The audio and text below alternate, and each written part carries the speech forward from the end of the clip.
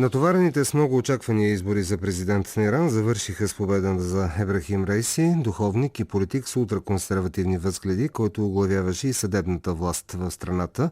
Той е определен като личност с спорна биография заради ролята му в екзекуции на политически затворници през 80-те години, а доверието на избирателите си спечели с изявление, в което се самоопредели като човека, който е най-подходящ за борба с корупцията и за решаване на икономическите проблеми на страната. Решаването на тези проблеми обаче минава през отмяна на наложените на Иран санкции след оттеглянето на Съединените щати по време на мандата на президента Доналд Тръмп от споразумението за ядрената програма на Техеран, за възобновяването на което преговорите продължават и в момента.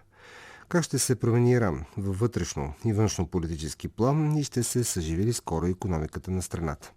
Колегата Владимир Митев, който е автор на анализи и коментари за иранската политика и създател на блога Персийски мост на приятелството, разговаря с иранския политолог Мехди Мотахарния.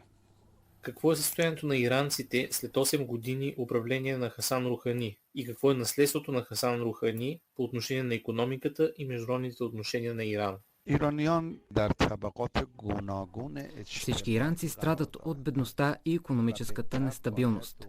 Първият кабинет на президента Рухани успя да постигне ядреното споразумение между Иран и 6 световни сили и така имаше увеличаване на икономическия растеж.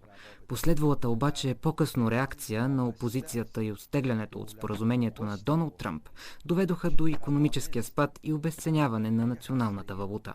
Инфлацията и рецесията се комбинираха, а кризата с коронавируса влоши ситуацията.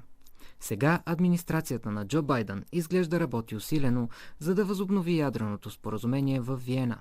Но трябва да се каже, че това е началото на дълъг период. В момента Иран и шесторката преговарят във Виена за възобновяване на ядреното споразумение. По какъв начин едно управление на Ебрахим Раиси ще окаже влияние върху връзките между Иран и големите сили в света, като САЩ, Великобритания, Европейския съюз, Русия и Китай? Външната политика не е в ръцете на президента. Той е ръководител на изпълнителната власт, а външната политика се провежда от лидера. Ибрахим Раиси е в съдебната система от началото на Ислямската република и няма опит на дипломатическата сцена. Той има проблеми с правозащитните организации и наложени санкции от Съединените щати. Някои смятат, че присъствието му в разговорите ще смути преговорите по ядреното споразумение. Все пак, каква е вашата прогноза за изхода на преговорите в Виена?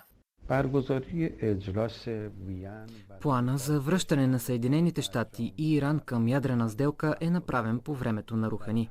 Началото на преговорите е с разрешението на върховния лидер на Иран, а целта е да се постигне отмяна на всички санкции срещу страната. Изглежда, че администрацията на Джо Байдън се опитва да разшири обхвата на официалните преговори с Техеран и Иран да се върне към пълно изпълнение на споразумението. В този смисъл преговорите в момента са изправени пред много предизвикателства, въпреки съществуващия оптимизъм. От известно време Иран иска да има отношения със света, основани на взаимност и на условия, поставени от Техеран. Но от друга страна, останалите държави следват целите си. Ислямската република се опитва да увеличи ролята си в региона и да използва тази сила, за да повлияе на международната система. Иран се опитва да окаже по-голям натиск върху съперниците си, като укрепва отношенията си с групи в региона, близки до идеологията на Ислямската република. Завръщането на Иран в международната общност и други международни организации е функция от договореностите с Вашингтон. Според мен случая между Иран и Съединените щати не може да приключи скоро. Санкциите могат да бъдат облегчени, но не всички ограничения ще бъдат отменени. Смята се, че икономиката е най-големия проблем на иранците днес. Какви промени ще донесе Ибрахим Раиси в икономически план за Иран?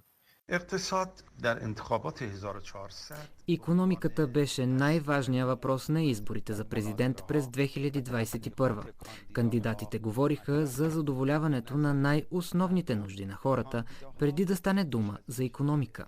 В страната трябва да се прилага икономическа програма, за да се възприеме ефективен модел на развитие, подходящ за социалната и икономическа структура на държавата. Иранската икономика трябва да реши проблемите си с международната система. Трябва да се промени стратегията за поведение в тази посока, но дали ще бъде направено? Имам съмнения.